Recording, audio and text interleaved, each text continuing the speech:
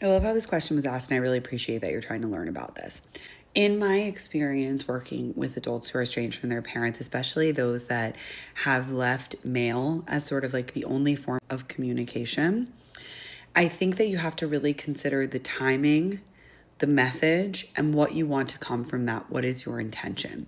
So I typically, pretty much across the board, with very few exceptions, advise that estranged parents do not use holidays, birthdays, and big events as times to repair or send a message, because it seems disingenuous. It really kind of reads through this lens of like, you only want to do this because X. And that's just almost like unanimous sort of thing that I hear from estranged adult children, especially those that are not communicating with the parent at all.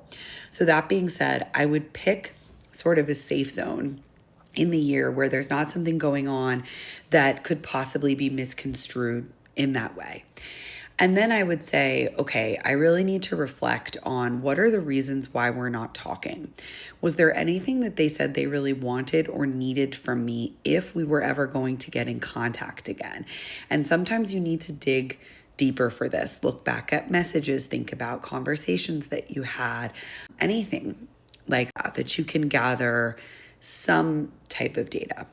And then if you decide that you're going to reach out in the form of mail contact, I think that this is where you have to consider, I am going to send a letter. What is the intention of this letter? If my intention is that I want to repair with them, I want to make things better, I want to have a conversation, that needs to be said. That needs to be communicated. You need to demonstrate that behind that intention is some form of action, reflection, and a desire to sit down and have a conversation. Because what I can tell you is that most of these adults, and I have spoken to thousands of them, report that they do not just want to hear, I love you, or I hope you're okay, or I'm thinking of you.